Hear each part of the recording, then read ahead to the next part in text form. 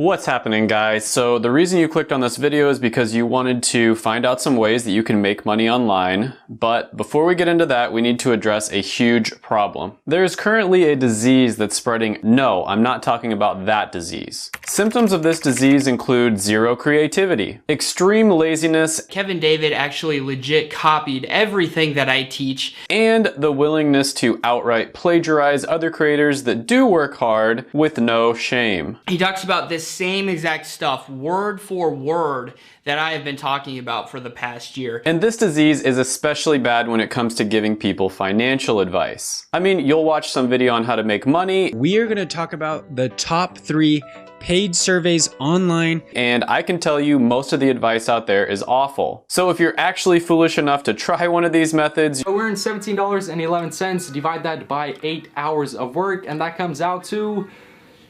$2.13 per hour. You're probably going to be very disappointed. But don't worry, because I got you covered, fam. Over the years, I've tried a lot of the make money online stuff out there, and there are a few methods that do actually work. I started trying all sorts of different side hustles and small business ideas as a teenager, and there were a few methods that actually worked, even for somebody who didn't have any experience and was broke. It's so easy, a caveman could do it. The best method that I found made me nearly $100 an hour. And everything that I mentioned on this list is going to be either something that I've tried myself or close friends of mine have done. So it's not going to be some copy of something that you've already seen 100 times. So first on this list is going to be how to sell pictures of your feet. Just kidding. I don't think anybody would want to buy something like that from me.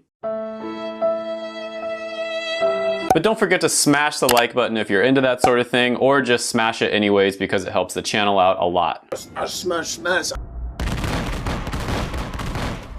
Thank you. But yeah, I'm amazed that this video has over 2 million views in just a few months. That blows my mind. But anyways, the real number 5 on the list is going to be online tutoring. Now, I actually started doing this one while I was in college, and by the time I stopped doing it, I was making over $100 an hour. So the story goes, I was in college, going through undergraduate, trying to get into pharmacy school, and there's this test that you have to take in order to get into pharmacy school. It's an entrance exam called the PCAT. So I really wanted to do well on this test, and I scoured the internet forums. I basically bought like every book there is to try to do really well on it. And there were a ton of different resources out there. Some of them were pretty good, some of them were really bad, and then there were a few that were really good. I also asked a bunch of people that did really well on the test, and some people were just naturally really smart and they were going to do well on the test anyway, so it didn't really matter what they studied. And then others were really good at researching what the best options were. And so it took me hundreds and hundreds of hours of studying and exploring and trying different things out for me to find what the absolute best option was, and this one was so much better than anything else out on the market. It wasn't even funny. And for the 0.01% of my audience that's actually studying pharmacy, it's Dr. Collins PCAT Prep. Seriously, this guy, Dr. Collins, must have an inside guy that writes the questions or something, because the stuff he told us to study was exactly what was on the PCAT. It was crazy. It was almost like he wrote the test himself. So anyways, I'm not that smart. I'm not one of those students that just naturally does really well on their tests and it really doesn't matter what they study. So I was able to do pretty well on this test because of the fact that I was able to find that really good resource. And so a lot of my friends wanted to know how I did so well on the test, and I shared my secrets with them. After a while, they started telling their friends about it, and it sort of just like spread through all the people who were taking pharmacy in undergrad at the University of Kansas. And so I started charging like $50 an hour or so because so many different people wanted to know how I did so well on the test. Now keep in mind, at this point I had done zero marketing. It was all word of mouth, and people were coming to me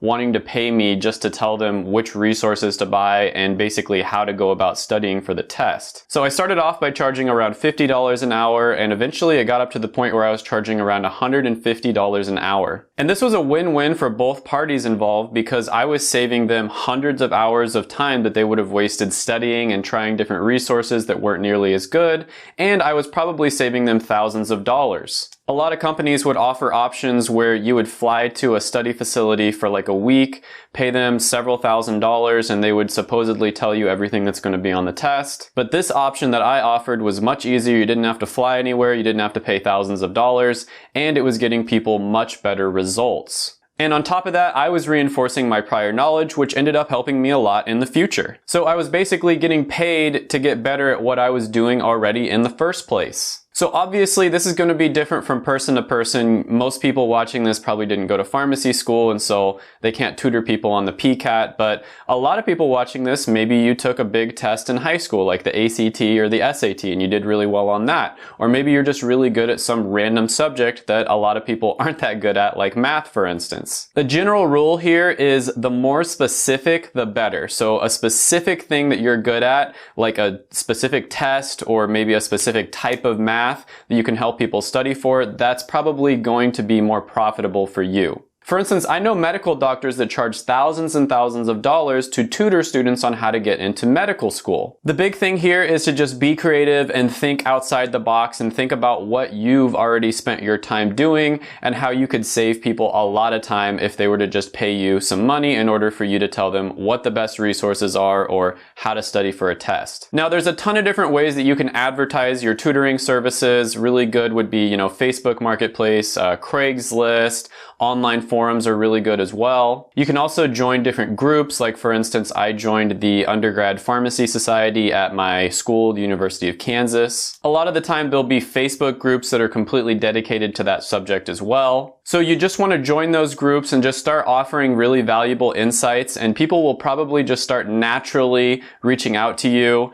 If you want to be a little more aggressive, maybe at the end of a post where you just offer some, valuable insights, you could say, I am offering one-on-one tutoring if you want to reach out to me. You don't want to be too braggy or selly or anything like that, or you might end up getting kicked out of the group. Now, the one downside to this one is it does take up a lot of your time when you're meeting up with people one-on-one, but later on in the video, I'm going to show you how you can basically turn any of these methods a little bit more passive, so you're not exchanging your time for money, you're more exchanging your resources or your knowledge for money, and that way you don't actually have to be there as much to help them. Number 4 on the list is going to be flipping items or online arbitrage. Now, I think a lot of people know about this one a little bit at least. You basically buy an item at a lower price and then you sell it at a higher price. And this can be an amazing side hustle if you have the cash to buy and sell stuff. So one really good tip here is always make sure that they come to you so you don't spend too much time on money or gas. So you always want to make sure that they come to a place near you, so maybe meet at a gas station that's just around the block from you. And this is whether you're buying or selling. It doesn't really matter. Either way, you want them to come to you. The only time that you'd go somewhere is if it's like maybe a really big couch or something that you have to haul, or it's just an incredible deal that you can't pass up. So you want to have an estimated price that you're willing to pay for the item, and then when you get there, you want to negotiate a little bit and try to get the price down. So some items that I've personally had a lot of success with are going to be phones, game consoles, laptops, different like accessories like iPods, for instance. Perfume and cologne is a really good one as well. And then video games as well. You can also do this on eBay as well. An item that I saw selling really well on eBay, for instance, was different buttons on a keyboard. So people would just go out and buy a bunch of different keyboards, and then they'd sell the individual buttons on eBay for like $3 each. The trick here is to just be creative and try to think of different things that people are searching for and wanting to buy online. And you want to avoid items that are in a really competitive niche, like something that a big company would be selling, for instance. You want to totally avoid those sorts of items because there's just no way you can compete with a big company. People do this with cars all the time as well. They'll buy like a broken down car and then they'll sell each individual part on eBay or online for much more than what the whole car is worth. And if you're not self-quarantining and you're willing to leave the house, you can also go out to garage sales or go thrifting. Anyways, you can find amazing items at garage sales for pennies on the dollar. Antiques and collectibles can be really great for making money. Furniture can be really great too if you have the room to store it, because a lot of the times when students move out, they'll just leave their furniture on their lawn. There are a ton of options here, and ever since I got my first vehicle when I was about 16 years old, I started doing this, and I've been making really good money doing it basically ever since then. And it's kind of hard to say how much you make per hour because it's kind of here and there, but I'd say you probably make well over $50 an hour if you just do it with just the items that are really good sellers. And a really good place to check what items are going for is eBay. You can go to eBay and then look at the completed listings tab, and then you'll get a really good idea of what items are actually buying and selling for on the open market. And then a slightly different approach is if you live in a college town. This is a huge opportunity because, like I said, when students move out at the end of the semester, a lot of them will end up leaving tons of stuff just out on their lawn or right next to a dumpster. And I know it sounds gross, like dumpster diving, but I once found a fully functional flat screen TV right outside of a frat house. When some guy moved out, he just decided to throw his TV away and it worked perfectly fine. Some guy who probably looked like this, and I looked up the price online and it was nearly $800 brand new. Thanks, Chad. Now this one can be great as a full-time gig, but it's also just really good as a side hustle as well. Something that you can do once in a while. You kind of just wait for something to fall into your lap. Don't spend too much time on it. So number 3 on this list is going to be teaching English online. So 2 really great resources for this are going to be Cambly as well as QKids, and these are ones where you can just basically get started with this. And I think this one is pretty self-explanatory, but you basically teach people that are not from the United States of America how to speak and write in English. With Cambly, you're making around $20 an hour when you first start off. With QKids, it's around $10 an hour. QKids is a little bit easier to sign up for than Cambly. And usually they just want to chat a bit, and you don't have to be like an expert in English. You don't have to have an English degree or anything like that. They basically just want to have a normal conversation with normal American or dialect, if that makes any sense, with somebody who is from the USA. Now you can start off on these websites just to get a little bit of experience, and then after you've done it for a little bit, you kind of know the ropes,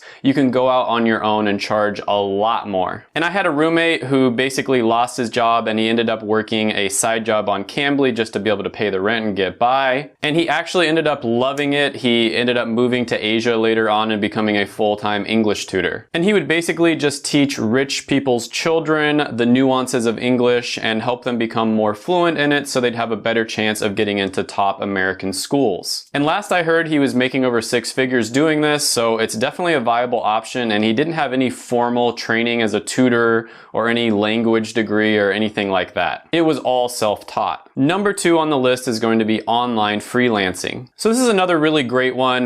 Basically, you learn a valuable skill that people are willing to pay you money for it, and you do it on the side at first, but eventually you can turn this into a full-time gig. So many entrepreneurs I know got started doing things like this, and I've even known people who have switched careers just by starting it off as a side gig and then moving into a full-time thing. Now, there are a ton of sites out there where you can use to get started doing this. The most common ones out there are going to be Fiverr and Upwork. Now, of course, there are some skills out there that pay a lot more than others. Bitcoin developers, for instance, which is super random, are making $215 an hour on average, whereas logo designers are not going to make nearly as much. Now, the trick to freelancing is to position yourself as an expert in something extremely niche and specific. You always want to position yourself as a specialist, not a generalist. And this is the biggest mistake I see people making. By far the most common mistake is they will basically say, oh, I can do anything for you. You know, I'm a generalist. I can do anything you want in this realm. Maybe like it's making art, for instance. When you position yourself as a jack of all trades, you end up getting paid less. You can look at this with doctors or lawyers, basically any profession out there. If you are a specialist, you're going to get paid more than if you are a generalist. Generalists get paid less, they have less fun, they're less respected, they get worked a lot more, and they probably won't even get as many jobs. What you want to do is find a very specific skill that pays very well and has a lot of demand, learn how to do that skill, and then position yourself as a specialist and an expert with that specific skill. For example, if you're a photographer, consider becoming an expert on event photography specifically. If you're into online business, maybe you should consider becoming an expert on lead magnets specifically. Or maybe you got a business degree, you want to kind of switch careers, you can consider positioning yourself as an expert on pricing and strategy strategy consulting. If you're in the computer science world, you're a programmer, consider becoming an expert on image object recognition. I think you get the point here. There are certain skills that are going to pay you over $100 an hour, and then there are others that are completely saturated. You're not going to make that much from them. And you want to position yourself as an expert and an authority on those specific skills that make quite a bit of money. Now, when you first start off, you're probably not going to make nearly as much. You have to do an amazing job for all of your clients, and then you're going to get your name out there, and there's going to be a lot of referrals and word of mouth and all that sort of thing. Now, number one on the list is very similar to freelancing, but in my opinion, it's even better, and that's consulting. Now, there are a lot of similarities here. Just like with freelancing, you're going to want to become an expert or a specialist on something that has a lot of demand and pays very well. Now, with freelancing, you would start off by doing most, if not all, of the work yourself. This is what's known as a done-for-you business model. And it's extremely time-consuming and also can make you very tired because it's probably very hard and repetitive work. And so for that reason, it's not quite as good as consulting, in my opinion. Now, with consulting, it's more known as a done-with-you business model. And the reason for that is because you would be telling clients how they can do something for themselves. And because of that, it's much more scalable than freelancing because you're not going to be doing most of the work yourself. And with all of the different ones that I've listed, all 5 that are on this video, you want to try to move towards more of a done-with-you business model whenever possible. Now, there are several different ways of doing this. Some consult purely just over the phone, or they consult over a Skype session, and they're charging, over $500 an hour a lot of the time. And then others already have pre-prepared packages where they teach people exactly what they're looking for, and that way you don't have to spend hardly any time at all. So they might make a manual or a video course or a program or something along those lines. And then so the client would study it on their own, and then any questions they're confused with or anything like that, they would either email or call the consultant. This takes up even less time, and so it's even more scalable. Now, a great place to start with this would be on a site like Clarity.fm. Nate O'Brien, who's a really cool guy and a fellow YouTuber here in the finance niche, charges almost $17 a minute to consult with people on his Clarity.fm. And that comes out to over $1,000 an hour. He consults with people on how to grow their YouTube channel in the finance niche. You see what I mean here? Very, very specific. If he was just consulting with people on how to grow their YouTube channel in general, there's no way he could charge $17 a minute. I've paid several consultants before, and I've never had a bad experience. It's been worth every penny. I've also done consulting myself, and I plan on doing it a lot more in the future. Now, all of the methods that I mentioned can be scaled by either hiring somebody else to do some of the work for you, or by pre-packaging things like I talked about before. You always want to be focused on how you can move towards a done-with-you business model rather than a done-for-you business model. And I highly recommend, once you get some experience, to do this as much as possible, because then you can buy yourself time and freedom. Make sure to watch my videos right here. I made them just for you. Go ahead, smash the like button, hit the subscribe button, ring the little notification bell, and then comment down below any ideas you have on the video or any other videos that I should do. Thank you so much for watching, and bye for now.